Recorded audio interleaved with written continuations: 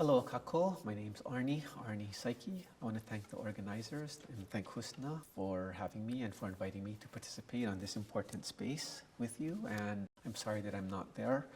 I'm currently at Sage Renata Park United Methodist Church in San Gabriel Valley in Southern California. And I'd like to thank them for the use of this space, as well as to honor the peoples whose land we're upon, First Nations, the Tongva people.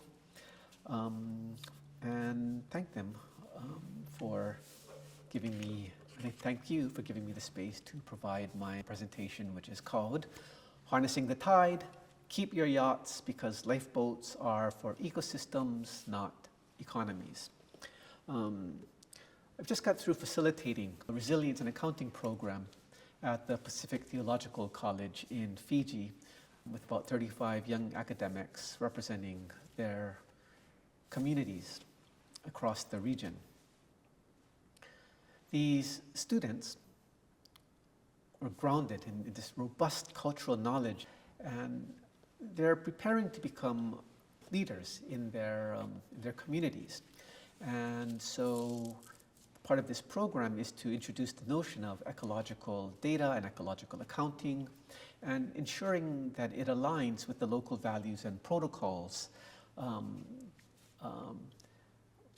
and are able to resist, this notion of data colonialism. So our goal is to equip them to govern, to protect local data against predatory practices by some of the largest trillion-dollar corporations like Amazon, Meta, Google, as well as the big global conservation groups and NGOs and defense agencies and some of the big, larger international organizations that are talking about, multi-trillion-dollar capital. These entities often exploit ecological knowledge for profit, stripping communities of agency over their environments. And so by merging local knowledge with international standards, or encouraging them to create their own standards where necessary, students can return to their communities ready to build upon this resilience and sustainability.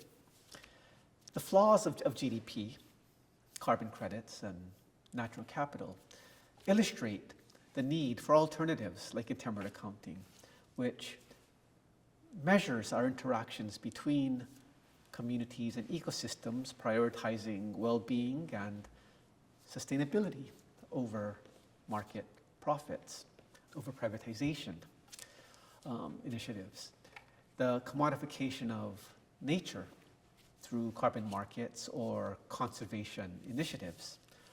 This is essentially eco-neoliberalism, and eco-neoliberalism perpetuates the same neoliberal logic that exploits marginalized communities.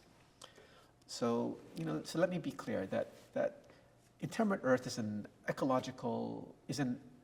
accounting methodology that should benefit all impacted, displaced, at-risk or vulnerable peoples, whether from war, climate change, other disasters or other forms of systemic challenges.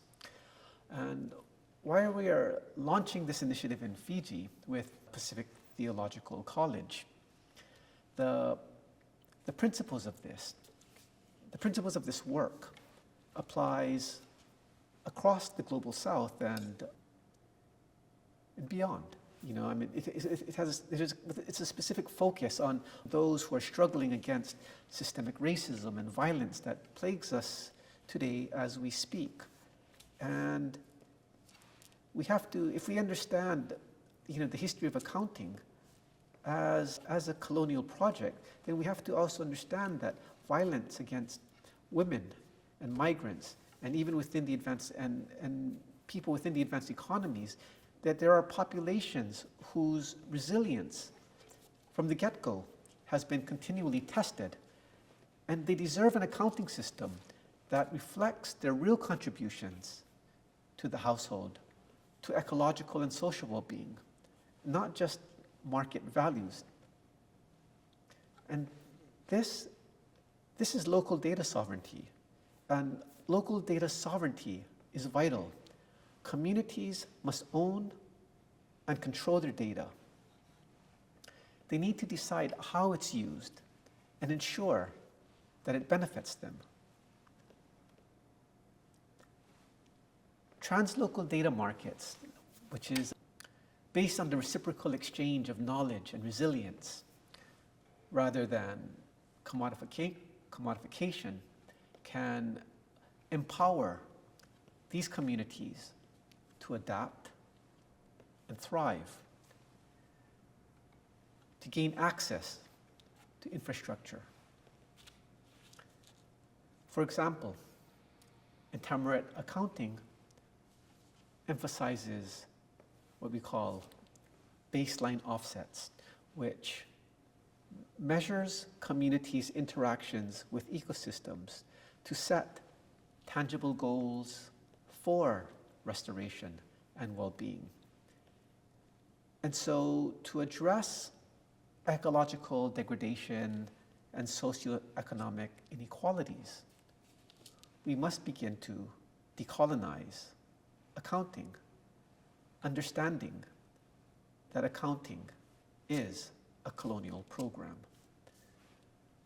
But frameworks like the Intermarket equation, which is rooted in equity and regeneration, offers a pathway to honor the resilience and stewardship of marginalized communities while building a sustainable future. Bottom-up solutions, grounded in sovereignty and reciprocity, can challenge exploitative systems and restore ecological and social balance.